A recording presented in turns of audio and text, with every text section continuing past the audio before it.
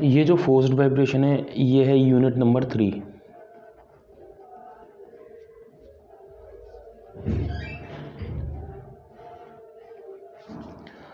आज अपन 3 चीज़ें पढ़ेंगे। पहला, एम्पलीट्यूड क्या होता है। दूसरा, मैग्नीफिकेशन फैक्टर क्या होता है।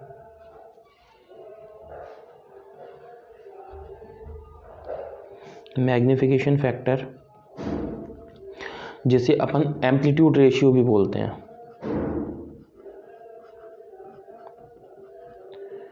एम्पलीट्यूड रेशियो भी बोलते हैं। थर्ड, अपन इसके अंदर पढ़ेंगे कि अगर नेचुरल फ्रिक्वेंसी या angular frequency, natural frequency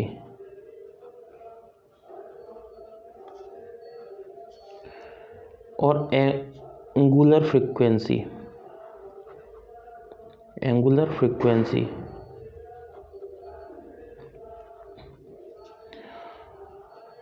for maximum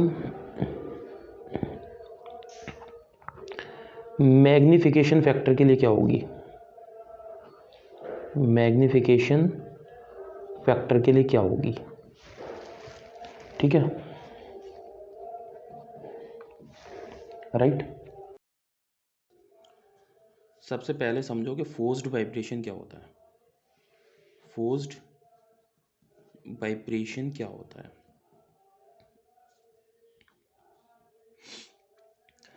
vibration के बारे में हमने पढ़ा था। अब फोर्स्ड वाइब्रेशन के बारे में देखो वाइब्रेशन के लिए मैंने कहा था कि 3 डिवाइसेस की ज़रूरत होती है। पहला स्प्रिंग, दूसरा मास और तीसरा मैंने कहा था डैम्पर। अब अगर मैंने क्या किया, ये तीनों डिवाइसेस लगाई,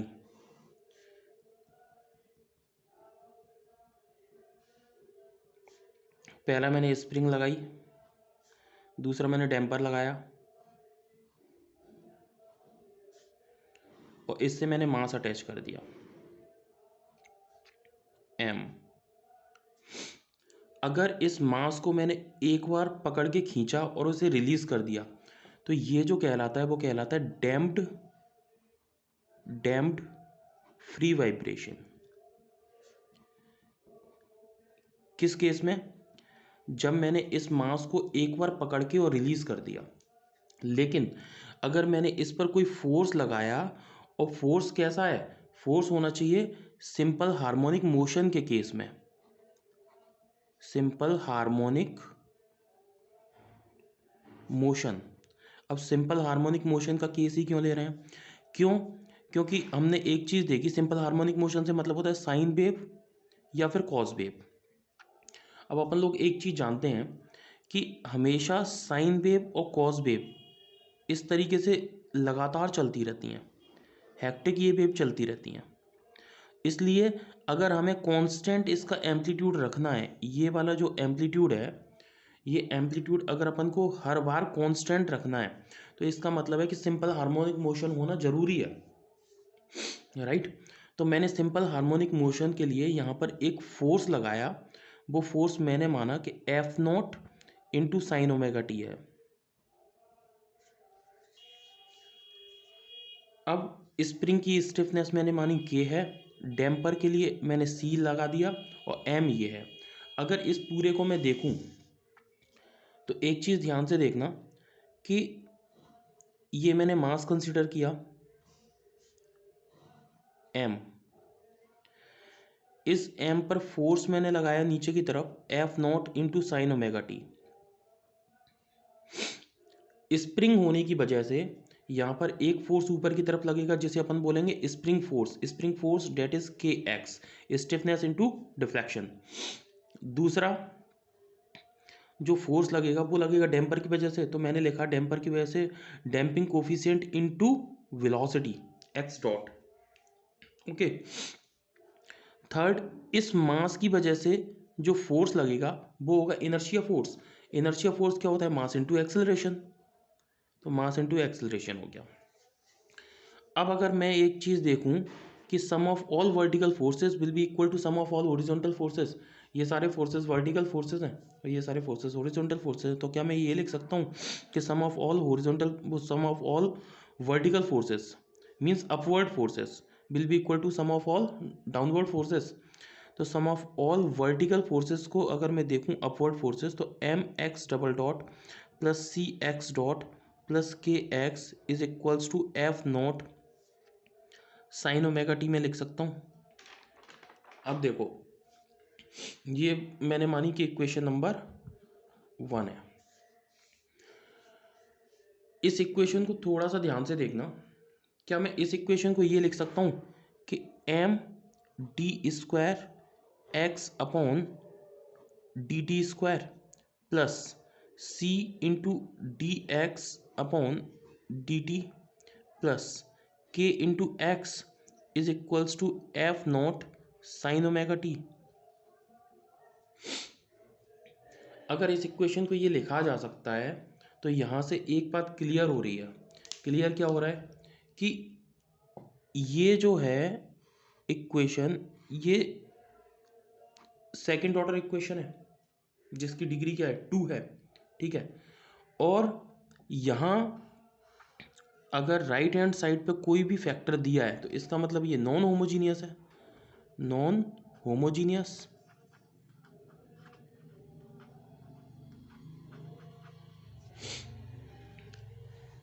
अगर ये राइट हैंड साइड ज़ीरो होती, ये वाली वैल्यू अगर ज़ीरो होती तो इसका मतलब होता वो होमोजीनियस होती।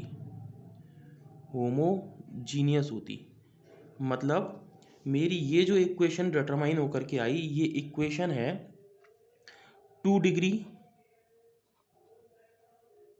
Non homogeneous equation. Non homogeneous equation. और इसके लिए सॉल्यूशन जब भी हम निकालते हैं तो हम जानते हैं कि 2 डिग्री नॉन होमोजीनियस के लिए सॉल्यूशन, मैथमेटिक्स में अपन लोगों ने पढ़ा था M2 और M3 में, सॉल्यूशन जो अपन निकालते हैं वो निकालते हैं CF प्लस PI से। CF अपन कैसे निकालते हैं? CF निकालने के लिए अपन लोग क्या करते हैं? CF का मतलब होता है कॉम्प्लीमेंट्री फंक्शन। Complementary function. और PI का मतलब होता है पर्टिकुलर इंटीग्रल।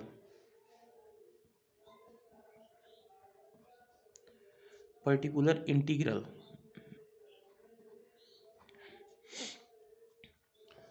अब CF मुझे डिटरमाइन करना है और पर्टिकुलर इंटीग्रल मुझे डिटरमाइन करना है। CF अपन कैसे डिटरमाइन करते थे? ध्यान देना। CF के लिए लेफ्ट हैंड साइड की वैल्यू रखते थे और राइट हैंड साइड जीरो कर देते थे। RHS ये जो होता था ये हो जाता था जीरो। क्लियर? और PI निकालने के लिए हम क्या करते थे?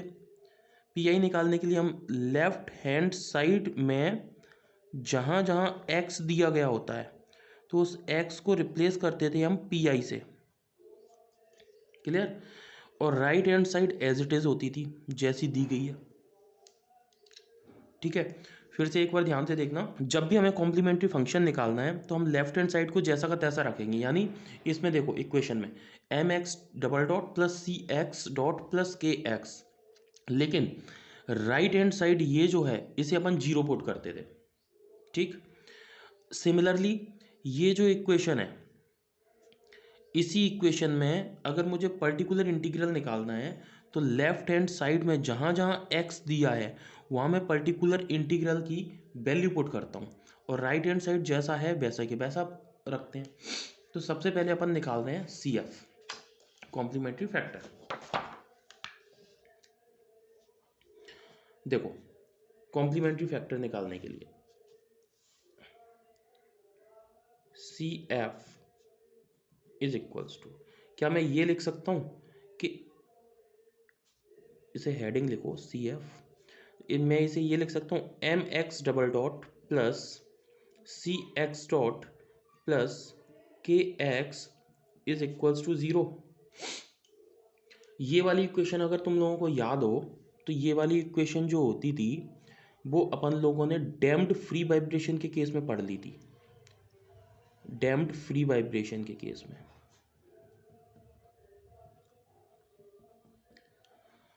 और डैम्प्ड फ्री वाइब्रेशन के केस में मैंने 3 कंडीशन बताई थी।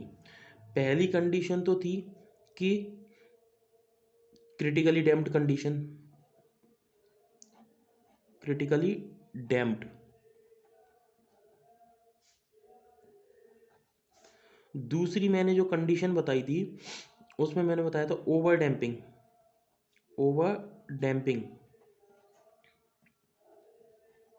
और तीसरी जो कंडीशन बताई थी वो बताई थी अंडर डैम्पिंग, अंडर डैम्पिंग। मैंने ये भी बोला था कि जो शुरू की 2 कंडीशन है, शुरू की 2 कंडीशन कौन कौन सी, ये वाली कंडीशन क्रिटिकली डैम्प्ड और ओवर डैम्प्ड, इन दोनों कंडीशन में वाइब्रेशन नहीं होते, नो वाइब्रेशन।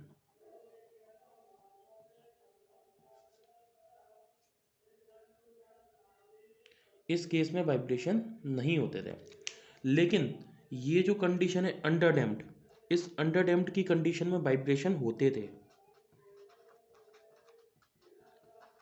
वाइब्रेशन होते थे। और जब मैंने इसे ड्राइव कराया था तो अंडर डैम्पिंग के केस में ध्यान देना, क्योंकि इसमें वाइब्रेशन हो रहे हैं। और यहाँ भी अगर मैं देखूँ तो यहाँ भी देखो इस वाले केस में वाइब्रेशन हो रहे हैं, लगातार वाइब्रेशन हो रहे हैं। क्यों? क्योंकि यहाँ पे साइनसोइडल वेव है, क्लियर। तो यहाँ पर भी लगातार वाइब्रेशन हो रहे हैं। तो इसका मतलब यहाँ पर ये जो कंडीशन लगेगी वो कंडीशन कौन सी लगेगी, जिस कंडीशन में वाइब्रेशन हो रहे होंगे। और वाइब्रेशन किस कंडीशन में हो रहे हैं, अंडर डैम्पिंग के केस में। तो अंडर डैम्पिंग के केस में अपन ने जब इस वाली इक्वेशन का कंप्लीट सॉल्यूशन डिटरमाइन किया था तो वो सॉल्यूशन निकल करके आया था कि C F is equals to X into E to the power minus zeta omega N into T into sine omega T plus five. अब एक चीज़ का ज़रा गौर रखना कि यहाँ पर ये जो है यहाँ पर प्लस का साइन है, यहाँ पर प्लस का साइन है। क्योंकि जब अपन एग्जाम में लिखते हैं ना तो ये गलती बहुत करते हैं, बहुत लोग यहाँ पर माइनस साइन ले लेते हैं। सी एफ अपन ने डिटरमाइन कर लिया, ये है अपना सी एफ। अब मुझे निकालना है P I, P I, P I that means particular integral. तो पर्टिकुलर इंटीग्रल में यहाँ पे हेडिंग लिख रहा हूँ पी आई।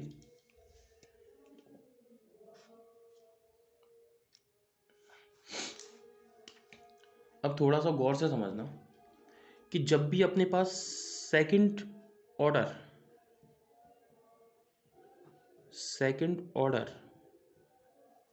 नॉन होमोजीनियस इक्वेशन होती है,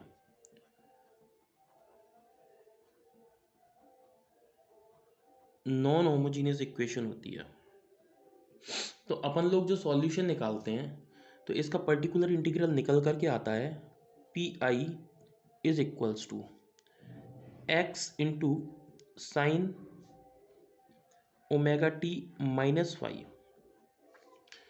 इसे मैं एक पल के लिए मान के चल रहा हूँ कि ये x1 है और इसे मैं फाइव 1 मान के चल रहा हूँ, ठीक है। तो यहाँ से x, इस वाले x में और इस वाले 5 में परेशानी नहीं होगी, मतलब कन्फ्यूज़न क्रिएट नहीं होगा। तो इसे मैं क्या लिख रहा हूँ, इसे मैं लिख रहा हूँ x into omega T sign omega T minus five, okay. अब ये मेरे पास ये वाली इक्वेशन मैंने मानी कितनी, ये वाली इक्वेशन मैंने मान ली 2 है और ये वाली इक्वेशन मैं मान लूँ 3 है। मैंने एक बात बोली थी, ध्यान से देखो, कि जब भी पर्टिकुलर इंटीग्रल निकालना है तो लेफ्ट हैंड साइड में x को, ये x है यहाँ पर x double dot x dot x, तो x को रिप्लेस करना है अपन को किससे, x को रिप्लेस करना है pi से। तो pi मुझे पता चल गया कि pi कितना है। तो क्या मैं आप इस इक्वेशन को ये लिख सकता हूँ कि m into P I double dot, यानी double differentiation, plus C into P I, that means single differentiation, plus K into P I is equals to F naught sine omega T. ये मैंने माना इक्वेशन नंबर 4। अब क्या मैं equation number 3 का differentiation कर दूं? Differentiate equation number 3। Okay, equation number 3 का अगर मैं डिफरेंशिएशन कर रहा हूं तो ध्यान देना, मैंने यहां पर लिखा P I is equals to X into sine omega T minus five. इसका एक बार डिफरेंशिएशन कर रहा हूँ, P I dot is equals to X into sine omega T minus five. क्या इस साइन का जो डिफरेंशिएशन होगा वो cos omega T into five हो जाएगा, cos omega T minus five, और ओमेगा टी का डिफरेंशिएशन ओमेगा हो जाएगा। तो क्या मैं इस पी आई डॉट को मैं ये लिख सकता हूँ कि x into omega into cos omega T minus five. ये मैंने माना कि ये तो है इक्वेशन नंबर 3, ये वाली है इक्वेशन नंबर 5। अब मैं पी आई अगर डबल डॉट निकालूं तो क्या लिख सकता हूं, ओमेगा इंटू एक्स, कॉस का डिफरेंशिएशन कितना हो जाएगा, माइनस साइन, यानी मैं इसे लिख सकता हूं minus sign omega T minus five into, क्या मैं इस ओमेगा टी को फिर से डिफरेंशिएशन करूंगा तो ओमेगा आ जाएगा। तो क्या मैं पी आई डबल डॉट को लिख सकता हूं minus omega square X into sine omega T minus five. क्या ये इक्वेशन नंबर 6 होगी? अगर ये इक्वेशन नंबर 5 और 6 इन दोनों की वैल्यू मैं इक्वेशन नंबर 4 में पुट कर रहा हूं, देखो equation number 3, 5 and 6 put into equation number 4। देखो जरा, m into P I double dot की वैल्यू कितनी आ जाएगी, पी आई डबल डॉट की आएगी minus omega square X into sine omega T minus five plus C into P I dot की value रखूं, पी आई डॉट की value कितनी आएगी, omega into X into cos omega T minus five, और plus K x की जगह यानी P I, इस पी आई की वैल्यू पुट कर दूं, पी आई क्या है, X into sine omega T minus five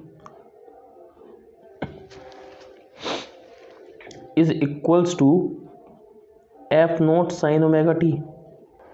अब ध्यान से समझना, ये थोड़ा सा लंबा इसका सॉल्यूशन बनेगा।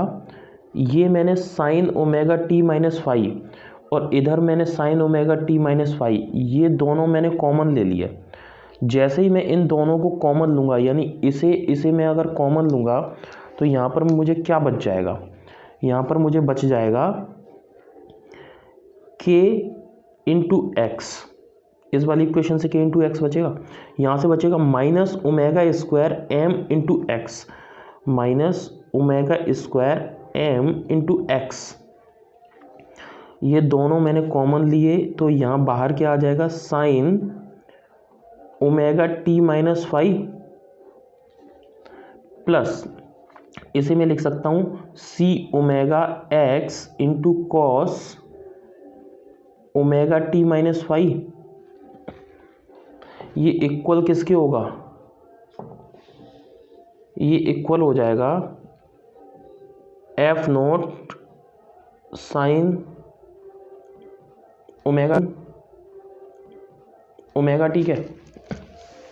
अगर इसे मैं देखूं कि साइन ए माइनस बी है ये, और ये कॉस ए माइनस बी है। यहाँ क्या है, साइन ए माइनस बी, यहाँ है कॉस ए माइनस बी। अगर इन दोनों की वैल्यू को मैं पुट करता हूँ तो मैं जानता हूँ कि साइन ए माइनस बी होता है sine A cos B minus cos A sine B. तो क्या मैं इसे ये लिख सकता हूँ, K into X minus omega square M into X into, इसे मैं क्या लिख सकता हूँ, इसे मैं लिख सकता हूँ sign A cos B minus cos A into sine B. अब इसे सॉल्व कर रहा हूँ, कॉस ए माइनस बी को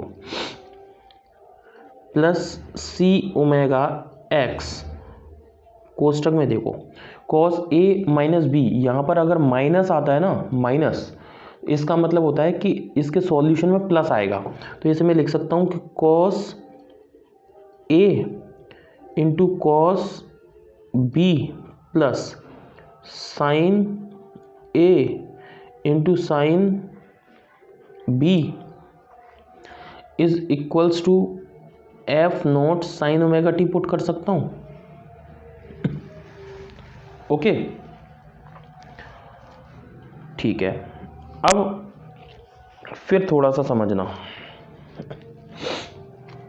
मैं क्या कर रहा हूँ कि ये जो साइन ओमेगा टी है और ये जो साइन ओमेगा टी है, इन दोनों को कॉमन ले रहा हूँ इस वाली इक्वेशन से। यानी एक तो ये वाला पूरा सॉल्यूशन बनेगा, एक ये इंटू ये सॉल्यूशन बनेगा। इसमें से मैं साइन ओमेगा टी को और इसमें से मैं साइन ओमेगा टी को कॉमन ले रहा हूँ।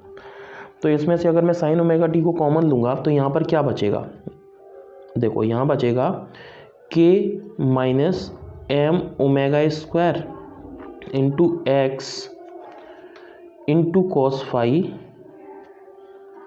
राइट।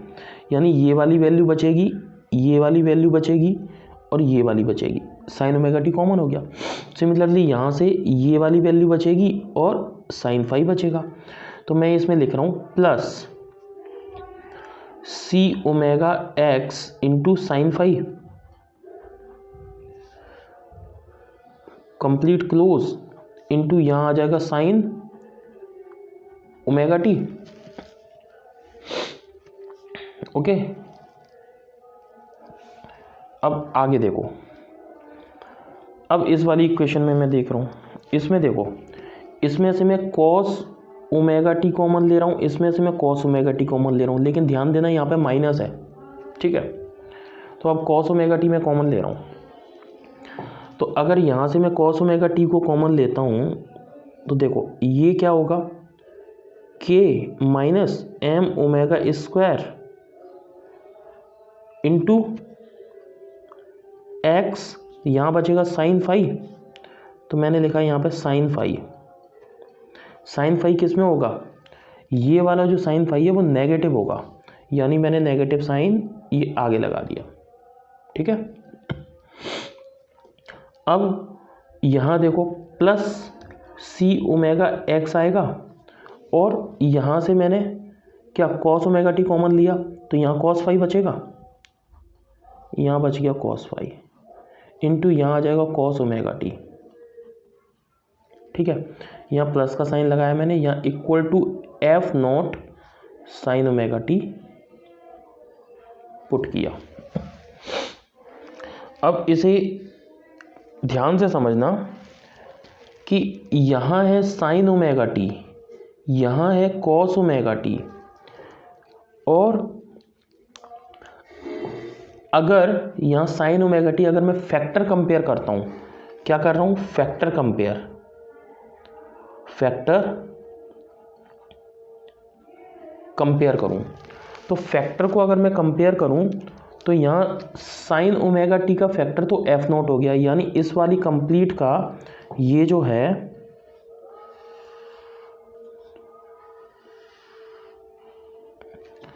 इसका पूरे का फैक्टर तो हो गया एफ नॉट, क्योंकि साइन ओमेगा टी दिख रहा है। और ये इसका फैक्टर मुझे देखना है, तो क्या मैं इसे ये लिख सकता हूँ प्लस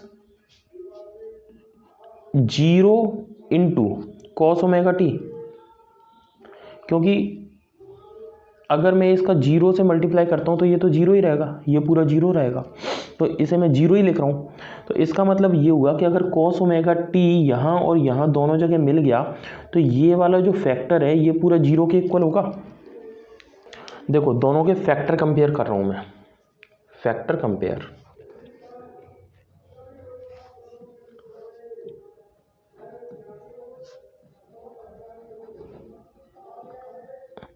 अगर मैं इसके फैक्टर कंपेयर कर रहा हूँ तो क्या इस इक्वेशन को यहाँ से मैं ये लिख सकता हूँ k minus M omega square into X cos five plus C omega X into sine five is equals to F naught, right.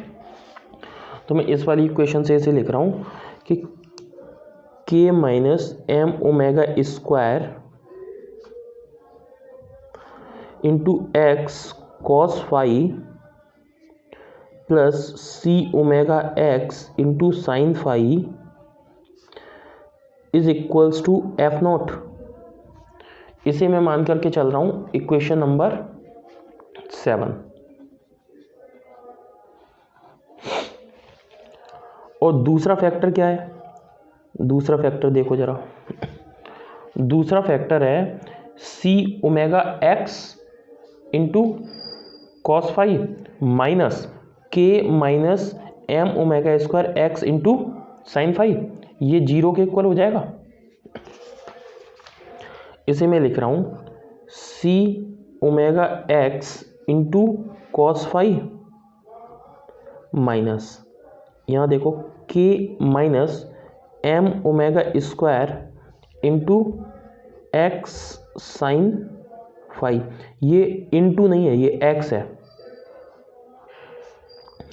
Is equals to 0 होगा। इसे मैंने माना इक्वेशन नंबर 8। सबसे पहले मैं सॉल्व कर रहा हूँ इक्वेशन नंबर 8 को।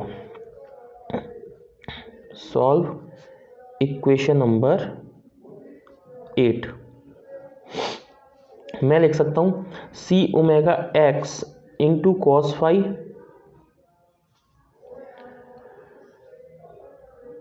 Minus K minus M omega square into X into sine five is equals to 0।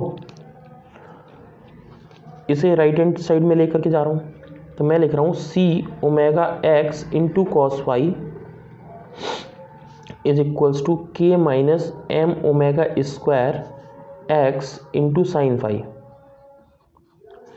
क्या साइन फाइव में मैं कॉस फाइव का डिवाइड दे दूँ, तो क्या मैं ये लिख सकता हूँ कि sine five upon cos five is equals to C omega X upon K minus M omega square into X.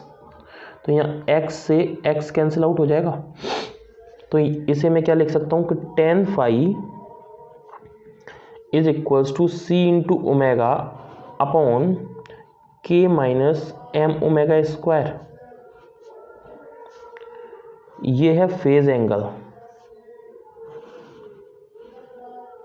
ये है फेज एंगल, बहुत इंपॉर्टेंट है ये है फेज एंगल। इसे अपन कहते हैं फेज एंगल। ओके,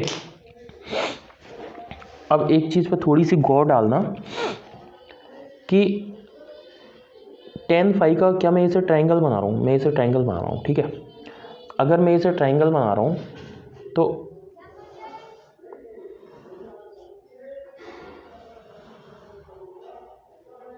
अपन जानते हैं कि टेन इज इक्वल्स टू क्या होता है, टेन इज इक्वल्स टू क्या होता है, टेन इज इक्वल्स टू होता है base, sorry perpendicular upon base, ठीक है। टेन इज इक्वल्स टू होता है परपेंडिकुलर अपॉन बेस। इसका मतलब अगर ये वाला एंगल मैंने फाई लिया तो ये वाला परपेंडिकुलर होगा, परपेंडिकुलर में क्या होगा, ये होगा सी ओमेगा इंटू ये कितना होगा, ये होगा K minus M omega square. तो ये वाला जो इसका हाइपोटेनियस आएगा, वो हाइपोटेनियस कितना आएगा, हाइपोटेनियस आएगा रूट के अंदर सी ओमेगा का square plus K minus M omega square का स्क्वायर, राइट। इसे मैंने माना कि ये ए बी और सी, ठीक। अब यहाँ से इस ट्राइंगल से अगर मैं साइन फाई डिटरमाइन करूँ तो sine phi is equals to क्या आएगा, साइन फाई क्या होता है, परपेंडिकुलर अपॉन हाइपोटेनियस। तो सी ओमेगा अपॉन हाइपोटेनियस कितना है, रूट के अंदर सी ओमेगा का square plus K minus M omega square का स्क्वायर, ये हो गया साइन फाई और ये हो गया कॉस फाई, ठीक है। कॉस फाई कितना आ जाएगा, K minus M omega square upon root के अंदर कितना आ जाएगा, रूट के अंदर आ जाएगा सी ओमेगा का square plus K minus M omega के स्क्वायर का स्क्वायर। इसे मैं मान रहा हूँ इक्वेशन नंबर 9, इसे मैं मान रहा हूँ इक्वेशन नंबर 10 और इसे मैं मान रहा हूँ इक्वेशन नंबर 11, ठीक है। अब साइन फाई और कॉस फाई, अब मैं सॉल्व कर रहा हूँ इक्वेशन नंबर 7 को। इक्वेशन नंबर 7 अपनी क्या थी, इक्वेशन नंबर 7 देखो ऊपर दी गई है, K minus M omega square into X cos phi plus C omega X sine phi is equals to F naught. अब मैं इसी इक्वेशन में साइन फाई और कॉस फाई की वैल्यू पुट कर रहा हूँ फ्रॉम इक्वेशन नंबर 7। मैं इसे लिख रहा हूँ K minus M omega square into X, cos phi कितना है, कॉस फाई है K minus M omega square upon this value. मैं यहाँ पे लिख रहा हूँ K minus M omega square upon root के अंदर लेकर आ रहा हूँ मैं सी ओमेगा का square plus K minus M omega square का होल स्क्वायर, ओके। प्लस अब इधर देखो, ये मैंने वैल्यू पुट कर दी कॉस फाई की, इसमें कॉस फाई की वैल्यू पुट कर दी।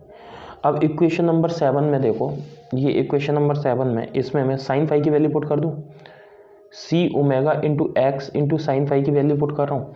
साइन फाई की वैल्यू है ये, तो मैंने लिखा C omega X into sine phi की वैल्यू रख रहा हूँ मैं सी ओमेगा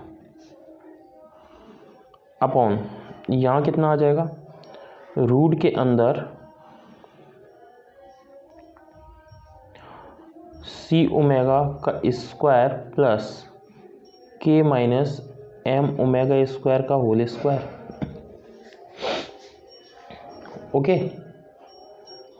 यहाँ तक कोई परेशानी, is equals to F naught I के इक्वल आएगा, बोलो यस, ठीक है।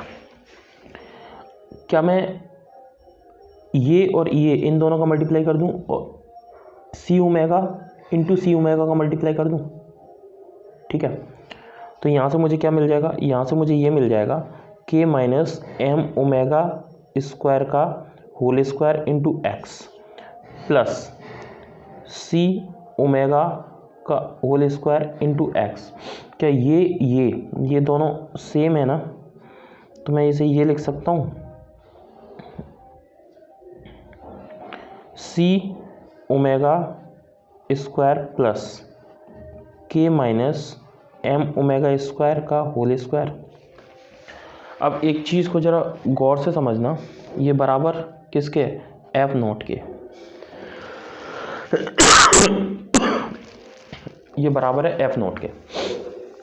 अब एक बात को समझना, देखो मैंने जिस समय तुम्हें पर्टिकुलर इंटीग्रल कराया था उस समय पर्टिकुलर इंटीग्रल में मैंने ये बात बताई थी कि P I is equals to X into sine omega T minus 5 होता है। यहाँ पर ये जो x है, ये x क्या होता है? एम्पलीट्यूड। x क्या होता है? Amplitude, right. और यहाँ पर ये जो फाई होता है ये होता है phase angle, phase angle. Clear?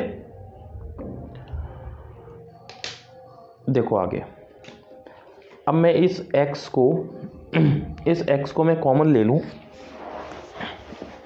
तो क्या ये एम्पलीट्यूड होगा? मैंने इसे x को कॉमन ले लिया। जैसे ही मैंने x को कॉमन लिया, अब यहाँ क्या बचेगा? सी ओमेगा का square plus K minus M omega square का स्क्वायर अपॉन रूट में सी ओमेगा का square plus K minus M omega square का square is equals to F naught. क्या ये रूट से ये कैंसिल आउट हो जाएगा तो यहाँ पर रूट आ जाएगा, रूट से ये कैंसिल आउट होगा तो यहाँ पर क्या बचेगा? यहाँ पर बचेगा x, यहाँ पर क्या बचेगा? यहाँ पर बचेगा x इंटू रूट के अंदर क्या आएगा? रूट के अंदर आ जाएगा सी ओमेगा का square plus K minus M omega square का square is equals to F naught. मुझे चाहिए x यानी एम्पलीट्यूड, ठीक है। तो क्या मैं इसमें एम्पलीट्यूड डिटरमाइन कर लूँ? तो x की वैल्यू मैं पुट कर रहा हूँ। देखो ये मैंने इस वाली इक्वेशन को ध्यान रखना, ये इक्वेशन है, इस इक्वेशन को मैं x निकाल रहा हूँ। तो क्या मैं यहाँ पे ये लिख सकता हूँ कि x is equals to F naught upon root के अंदर क्या आ जाएगा? सी ओमेगा का square plus K minus M omega square का होल स्क्वायर। मैं एक काम कर रहा हूँ, डिनोमिनेटर में और न्यूमरेटर में दोनों में मैं डिवाइड दे रहा हूँ के का, के यानी स्टिफनेस। पहले तो मैं इसे इक्वेशन मान लूँ, इक्वेशन नंबर ये कौन सी होगी? ये होगी इक्वेशन नंबर 12। इसे मैं लिख रहा हूँ इक्वेशन नंबर 12। यहाँ से x मुझे मिल गया। अब मैं क्या कर रहा हूँ, ऊपर और नीचे दोनों साइड में डिवाइड दे रहा हूँ k से, ठीक है, स्टिफनेस से। Numerator and denominator both divided by k। तो क्या मैं इसे ये लिख सकता हूँ कि x is equals to F naught upon K upon root के अंदर क्या आ जाएगा? देखो जैसे ही मैं न्यूमरेटर में डिवाइड दूंगा k का तो क्या होगा? सी ओमेगा अपॉन के का स्क्वायर प्लस यहाँ क्या आ जाएगा? k से k कैंसिल आउट हो जाएगा तो 1 हो जाएगा। यहाँ हो जाएगा एम ओमेगा स्क्वायर अपॉन के का स्क्वायर। अब इस वाली इक्वेशन में, यानी इसे मैंने माना इक्वेशन नंबर 13।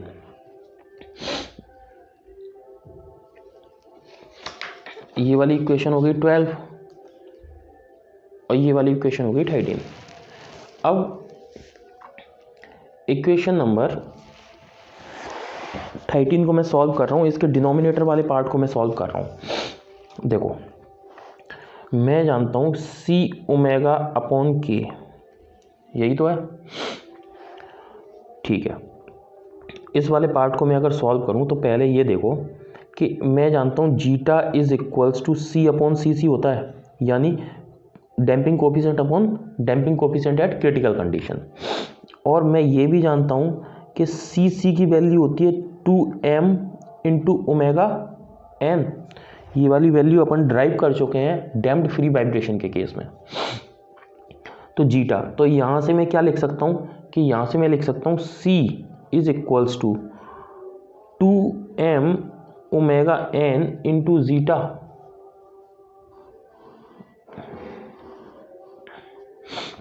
C की वैल्यू, अब इस C की वैल्यू मैं यहाँ पे पुट कर रहा हूँ। तो देखो C की वैल्यू जैसे ही मैं यहाँ पे पुट करूँगा तो 2m ओमेगा n, इस वाली में मैंने C की वैल्यू पुट की तो 2m omega n into zeta आ गया, ये आ गया C, इंटू यहाँ पे रखा मैंने ओमेगा अपॉन, यहाँ मैं रख रहा हूँ K। अब एक चीज़ देखो, ये K है, ये M है, इस M को मैं नीचे ले आऊँ तो ये क्या हो जाएगा 2 omega n into omega into zeta upon, इसे मैं K अपॉन M लिख दूँ क्योंकि M इसके नीचे आ जाएगा। तो इसे क्या लिख सकता हूँ मैं 2 omega into omega n into zeta. अब K अपॉन M, अपन जानते हैं कि नेचुरल फ्रिक्वेंसी क्या होती थी, natural frequency omega n square is equals to K upon M होती थी। तो क्या मैं इसमें लिख दूं ओमेगा n स्क्वायर, यहाँ से क्या ड्राइव होकर के आ रहा है C omega upon K is equals to हो रहा है ओमेगा n से मैंने ये स्क्वायर कट कर दिया तो यहाँ आ जाएगा 2 omega into zeta upon omega n। C omega upon K की वैल्यू निकल आई। ओके, यानी ये वाली वैल्यू मैंने सॉल्व कर ली। अब ये वाली वैल्यू मुझे सॉल्व करनी है, तो देखो इसमें मैं m omega square upon K को सॉल्व कर रहा हूँ ध्यान से देखना, m omega square upon K, क्या इसमें मैं इस m को जो ऊपर है इसे मैं नीचे ले आऊँ डिवाइड में, तो ये omega square upon K upon m लिख सकता हूँ मैं इसे। मैं जानता हूँ K अपॉन M, यहाँ से देखो K upon M is equals to omega n square है, तो क्या इसे मैं omega square upon omega n का स्क्वायर लिख सकता हूँ। तो मुझे इसका सॉल्यूशन तो ये मिल गया और इसका सॉल्यूशन मुझे मिल गया ये, और इस वाली की सॉल्यूशन मिल गया मुझे ये वाला। तो अब मैं पुट कर दूं value, put the value in equation number, put the value in equation number 13। क्या आ जाएगा, x is equals to F not upon K, root के अंदर यहाँ आएगा 1 माइनस, इसकी वैल्यू पुट करूँ omega upon omega n, omega upon omega n का स्क्वायर, इसका स्क्वायर, इसकी value omega upon omega n के स्क्वायर का स्क्वायर पुट कर दिया मैंने। अब देखो c अब ओमेगा अपॉन k की वैल्यू क्या पुट करूं, c ओमेगा अपॉन k की वैल्यू पुट करो 2 omega zeta upon omega n, यानी 2 zeta omega upon omega n का स्क्वायर। ये जो वैल्यू है ये वैल्यू आ गई एम्पलीट्यूड की, ये क्या डिटरमाइन होकर के आ गया, एम्पलीट्यूड x। इस एम्पलीट्यूड को मैंने a लिख रहा हूँ, a, ठीक है, जिससे क्या होगा कंफ्यूजन नहीं होगा। तो मैं इस एम्पलीट्यूड को मैं लिख रहा हूँ k, a is equals to F not upon k upon, root के अंदर क्या आ रहा है, रूट के अंदर आ रहा है 1 minus omega upon omega n का square plus 2 zeta omega upon omega n का स्क्वायर। ये equation very very very important है, क्योंकि जितनी भी जो वैल्यू हैं वो इसी इक्वेशन से ड्राइव होंगी। तो ये very very very important. Okay, अब देखो यहाँ तक अपन ने ये पूरा ड्राइव कर लिया। अब एक बात को थोड़ा सा ध्यान से और समझना, क्योंकि ये तो केवल एम्पलीट्यूड डिटरमाइन होकर के आया है।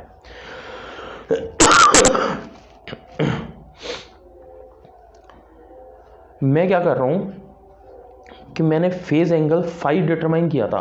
कहाँ किया था फाई, एक मिनट रुको, ये रहा, ये phase angle phi is equals to C omega upon K minus M omega square है। ठीक है, मैं इसके अंदर क्या कर रहा हूँ, इसी वाली इक्वेशन को पहले सॉल्व कर रहा हूँ, यानी इक्वेशन नंबर 9 को मैं पहले सॉल्व कर रहा हूँ। ठीक, सॉल्व द इक्वेशन नंबर 9, इसे मैं मान रहा हूँ इक्वेशन नंबर 14। अब मैं ज़रा सॉल्व कर रहा हूँ इक्वेशन नंबर 9 को। सॉल्व इक्वेशन नंबर 9 को, सॉल्व इक्वेशन नंबर 9। इस इक्वेशन नंबर 9 में क्या लिखा है, tan फाई, यहाँ से देखो, ये देखो, ये लिखा है tan phi is equals to C omega upon K minus M omega square, K minus M omega square. ये फेज एंगल, इसमें मैं बोथ साइड, मतलब न्यूमरेटर में और डिनोमिनेटर में, दोनों में मैं के का डिवाइड दे रहा हूँ। ठीक है, तो क्या मैं इसे ये लिख सकता हूँ सी ओमेगा अपॉन के, और मैं डिनोमिनेटर में भी डिवाइड दे रहा हूँ, तो डिनोमिनेटर में अगर मैं के का डिवाइड दूंगा तो यहाँ 1 आएगा, minus M omega square upon K यहाँ पे आएगा। अगर ये दोनों वैल्यू, मैं जानता हूँ कि सी ओमेगा अपॉन के की वैल्यू मैं ड्राइव कर चुका हूँ। कितनी मैंने वैल्यू ड्राइव की थी, सी ओमेगा अपॉन के की वैल्यू आई थी 2 omega zeta upon omega N, यही तो आई थी, 2 omega zeta upon omega N. तो क्या मैं सी ओमेगा अपॉन के की वैल्यू क्या लिख सकता हूँ, सी ओमेगा अपॉन के की वैल्यू मैं लिख सकता हूँ 2 omega zeta upon omega N upon 1 minus यहाँ M omega square upon K है, तो एम ओमेगा स्क्वायर, यहाँ से देखो एम ओमेगा स्क्वायर अपॉन के की वैल्यू मैं क्या पुट कर सकता हूँ, omega square upon omega N का स्क्वायर। तो क्या इसे मैं ये लिख सकता हूँ कि ओमेगा अपॉन ओमेगा एन का स्क्वायर। तो क्या मेरे पास tan फाई की वैल्यू आ गई, किसके टर्म में आ गई, ये आ गई जीटा ओमेगा एन और ओमेगा के टर्म्स में। तो इसे मैंने मान लिया, ये इक्वेशन नंबर कितनी हुई, इक्वेशन नंबर हो गई है 15, लास्ट वाली 14 थी, ये वाली 15 हो गई। अब इक्वेशन नंबर 14 पे वापस लौटता हूँ। इक्वेशन नंबर 14 में क्या लिखा था, इक्वेशन नंबर 14 में लिखा है amplitude A is equals to F not upon K, root के अंदर आ रहा है कोष्टक में 1 minus omega upon omega N के स्क्वायर का whole square plus 2 zeta omega upon omega N का स्क्वायर। कोई परेशानी नहीं, ये है इक्वेशन नंबर 14।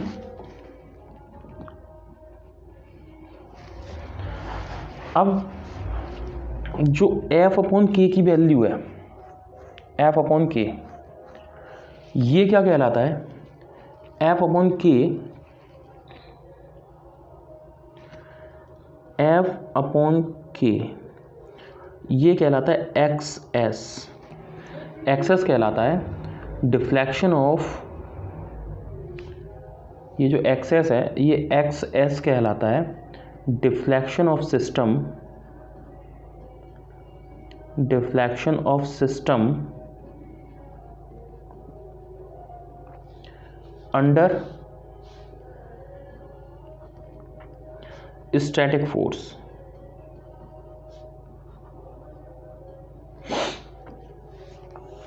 तो इसे अगर मैंने एक्स एस माना तो क्या मैं इसे ये लिख सकता हूँ A upon X S is equals to 1 upon root के अंदर 1 minus omega upon omega N का square plus 2 zeta omega upon omega N का स्क्वायर, राइट। ये जो रेशियो है ये रेशियो कहलाता है, ये जो रेशियो है ये रेशियो कहलाता है magnification factor.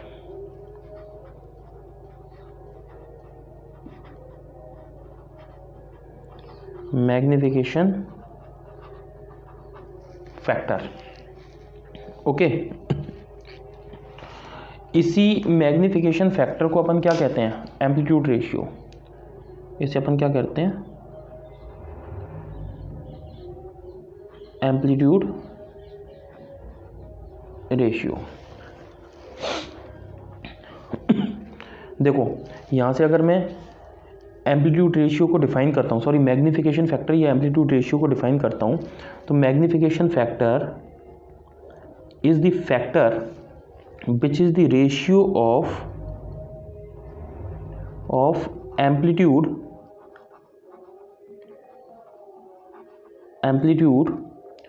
to the zero deflection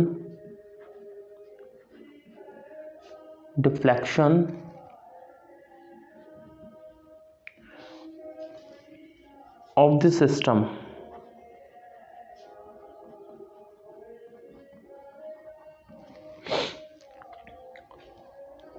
अब ये मैग्निफिकेशन फैक्टर मुझे मिल गया। अब मुझे डिटरमाइन करना है, मतलब मैंने दो चीज़ें डिटरमाइन कर ली। पहला मैंने डिटरमाइन कर लिया क्या, एम्पलीट्यूड मैंने डिटरमाइन कर लिया, एम्पलीट्यूड डिटरमाइन कर लिया। दूसरा मैंने डिटरमाइन कर लिया मैग्निफिकेशन फैक्टर, मैंने डिटरमाइन कर लिया, मैग्निफिकेशन फैक्टर डिटरमाइन कर लिया। अब तीसरा मुझे क्या डिटरमाइन करना है,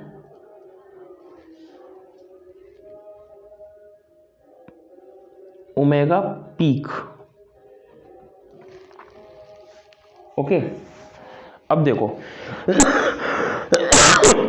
ओमेगा पीक कब निकल के आएगा, ओमेगा पीक निकल के आएगा कब, जब मैग्निफिकेशन फैक्टर का अगर मैंने डिफरेंशिएशन किया। देखो मुझे निकालना है maximum magnification factor, maximum magnification factor, maximum magnification factor. अब मैक्सिमम मैग्निफिकेशन फैक्टर कैसे निकलेगा, मैक्सिमम मैग्निफिकेशन फैक्टर निकलेगा जब मैं मैग्निफिकेशन फैक्टर का उसके वेरिएबल के रिस्पेक्ट में डिफरेंशिएशन कर देता हूँ, यानी उसका वेरिएबल क्या है, डिफरेंशिएशन कर देता हूँ, यानी ओमेगा अपॉन ओमेगा एन के रिस्पेक्ट में डिफरेंशिएशन कर देता हूँ और ज़ीरो पुट कर देता हूँ, तो मुझे क्या मिल जाएगा, मैक्सिमम मैग्निफिकेशन फैक्टर मिल जाएगा। अब इसके लिए मैं कर क्या रहा हूँ, ध्यान से सुनना। इसे मैंने माना लेट, इस इक्वेशन मैंने a अपॉन एक्स एस, इसे मैंने मान लिया k, ठीक है। a अपॉन एक्स एस को मैंने मान लिया k। अच्छा, ओमेगा अपॉन ओमेगा एन के रेशियो को मैंने मान लिया, ओमेगा अपॉन ओमेगा एन के रेशियो को मैंने मान लिया r, ओके। अब क्या मैं इस वाली इक्वेशन में, यानी इसे मैंने माना इक्वेशन नंबर 16, इस इक्वेशन नंबर 16 में क्या मैं ओमेगा अपॉन ओमेगा एन की जगह पे r लिख सकता हूँ और ए अपॉन एक्स एस की जगह पे मैं k लिख सकता हूँ, ओके। तो मैं इसे लिख रहा हूँ, देखो इक्वेशन अपने पास क्या है, a upon X S is equals to 1 upon root के अंदर है 1 minus omega upon omega N के स्क्वायर का square plus 2 zeta omega upon omega N का स्क्वायर। ओके इस वाले रेशियो को मैंने माना था के, तो ये हो गया के। ओमेगा अपॉन ओमेगा एन का जो रेशियो है इसे मैंने माना क्या, इसे मैंने माना आर, तो इसे मैं 1 माइनस आर स्क्वायर का स्क्वायर लिख सकता हूँ प्लस 2 जीटा इंटू आर का स्क्वायर लिख सकता हूँ मैं इसे। क्या इसे मैं ये लिख सकता हूँ कि k इज इक्वल्स टू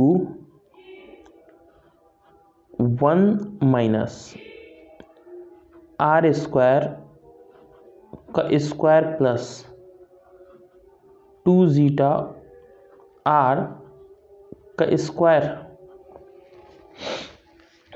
की पावर -1/2, राइट।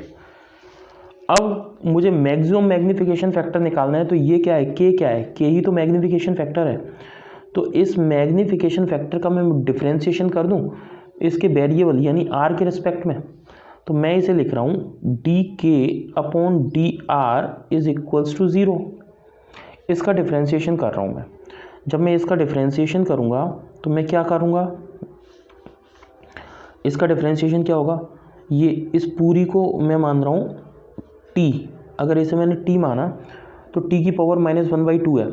तो अपन डिफ्रेंशिएशन देखो, अपन डिफ्रेंशिएशन क्या लिखते थे, dx upon dt is equals to, अपन क्या लिखते थे, x to the power n का डिफ्रेंशिएशन क्या होता था, n into X to the power n-1। तो क्या इसी वाले को फॉर्मूले को मैं यहाँ अप्लाई कर दूँ तो मुझे क्या मिल जाएगा, मुझे मिल जाएगा,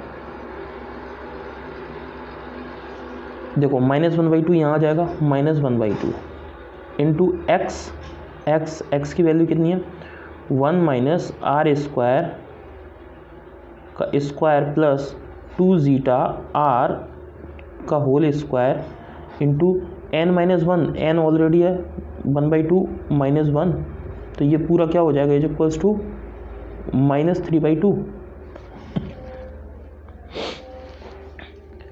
अब मुझे डिफ्रेंशिएशन करना है किसका, ये वाला जो पार्ट है। तो इस वाले पार्ट का अगर मैं डिफ्रेंशिएशन करूं तो ध्यान दो, नोट डाल के कर रहा हूं मैं इसका डिफ्रेंशिएशन। इसका डिफ्रेंशिएशन मैं करूंगा तो क्या आ जाएगा, देखो पहले मैं इस पूरे पार्ट का डिफ्रेंशिएशन कर रहा हूं। इस वाले पार्ट का अगर डिफ्रेंशिएशन करूंगा तो यहाँ आएगा 2 इंटू 1 माइनस आर स्क्वायर। अब इस आर स्क्वायर का डिफ्रेंशिएशन करूंगा तो ये आएगा, क्योंकि आगे माइनस लगा हुआ है, तो आर स्क्वायर का डिफ्रेंशिएशन करूंगा तो -2 इंटू आर आ जाएगा, -2r। ओके, इस वाले पार्ट का डिफ्रेंशिएशन हो गया। अब इस वाले पार्ट का डिफ्रेंशिएशन कर रहा हूँ, तो इस वाले पार्ट का देखो, इस 2 का स्क्वायर लगाऊंगा तो यहाँ 4 होगा, इस जीटा का स्क्वायर लगा दूंगा। अब इस r का स्क्वायर जैसे मैं लगाऊंगा तो r के स्क्वायर का डिफ्रेंशिएशन कितना हो जाएगा, 2 इंटू आर, राइट। ये आ गया इसका डिफ्रेंशिएशन, ठीक है, यानी dt अपॉन dr इसका डिफ्रेंशिएशन।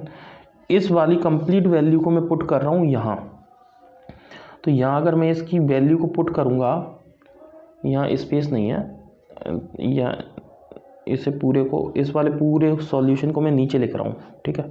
यहाँ देखो इसका पूरा कंप्लीट डिफ्रेंशिएशन कितना आया, -1/2 इंटू कोष्टक में 1 माइनस आर स्क्वायर का whole square plus 2 zeta R का स्क्वायर की पावर -3/2 इंटू ये वाला पूरा कंप्लीट डिफ्रेंशिएशन कितना आया, ये वाला डिफ्रेंशिएशन आया -2 इंटू आर, यहाँ रख दूँ तो ये -4r इंटू कोष्टक में क्या आ जाएगा, 1 माइनस आर स्क्वायर प्लस इसे मैं क्या लिख सकता हूँ, 4 into 2 8 zeta square into R आ जाएगा, बोलो इज इक्वल्स टू 0। क्यों, क्योंकि इसके इक्वल में 0 था, ठीक है, कोई परेशानी? अब इस वाले पार्ट में तुम्हें कन्फ्यूज़न ना हो इसलिए मैं इस वाले पार्ट को कट कर रहा हूँ, ठीक है, इतने पार्ट को। इस वाले से सीधा सॉल्यूशन इसका ये आ गया। अब एक चीज़ देखो, क्या ये वाला पूरा पार्ट अगर इधर जाएगा तो ये 0 से डिवाइड देने पर ये 0 हो जाएगा, तो यहाँ कितना बच जाएगा? यहाँ बच जाएगा ये वाला पार्ट। तो क्या मैं इसे ये लिख सकता हूँ 8 zeta square into R minus 4r into 1 minus R square is equals to 0। तो यहाँ से मैं 8 zeta square r is equals to 4r 1 minus R square लिख सकता हूँ। यहाँ मैंने 8 से तो 4 काट दिया तो ये 2 आ गया, इस r से मैंने ये r कैंसिल कर दिया। तो क्या मैं इसे ये लिखूँ zeta square 1 minus R square, 2 zeta square is equals to 1 minus R square. यहाँ से देखूँ तो R square is equals to 1 minus 2 zeta square, R is equals to मैं रूट के अंदर 1 माइनस 2 जीटा स्क्वायर लिख सकता हूँ। मैं जानता हूँ r अपॉन, अब ये जो r निकल के आया ये r कौन सा होगा? देखो ये r होगा मैक्सिमम। क्यों? क्योंकि मैग्नीफिकेशन फैक्टर मैंने मैक्सिमम लिया है, मैक्सिमम मैग्नीफिकेशन फैक्टर ही तो डिटरमाइन किया, तभी तो मुझे क्या मिला? ये r। तो क्या मैं इसे ये लिख सकता हूँ r max is equals to root of 1 minus 2 zeta square. यहाँ r क्या है? r मैंने देखो पहले देखो r, एक सेकेंड बता रहा हूँ कौन से वाले उसमें है, इसी में है क्या? हाँ इसी में। तो देखो r है omega upon omega N is equals to r माना है। तो क्या मैं इसे ये लिख सकता हूँ कि ओमेगा अपॉन ओमेगा एन ये maximum is equals to root के अंदर 1 माइनस 2 जीटा स्क्वायर।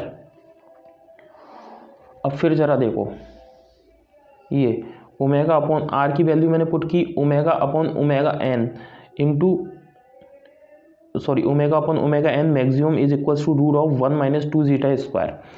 अब क्या मैं ये लिख सकता हूँ ओमेगा मैक्स या ओमेगा पीक, मैक्स को भी क्या बोलते हैं? Peak, into omega N is equals to root of 2 zeta omega square. तो क्या यहाँ से omega peak is equals to root of 1 minus 2 zeta square into omega N put कर सकता हूँ। ये है ओमेगा पीक, यानी मैक्सिमम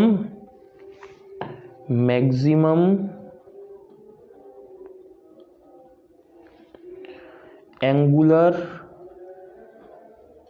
फ्रीक्वेंसी।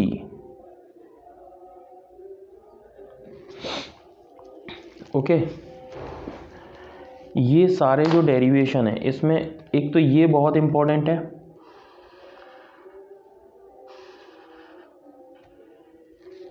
इसे याद करना, ठीक है। इसे मैंने मान लिया इक्वेशन नंबर, अभी तक कितने इक्वेशन ले चुका हूँ मैं? 16 ले चुका हूँ। तो ये वाली इक्वेशन मैंने मानी इक्वेशन नंबर 17। ओके, यहीं तक मुझे ये 3 चीज़ें इस लेक्चर में ड्राइव करानी थी। Now thank you.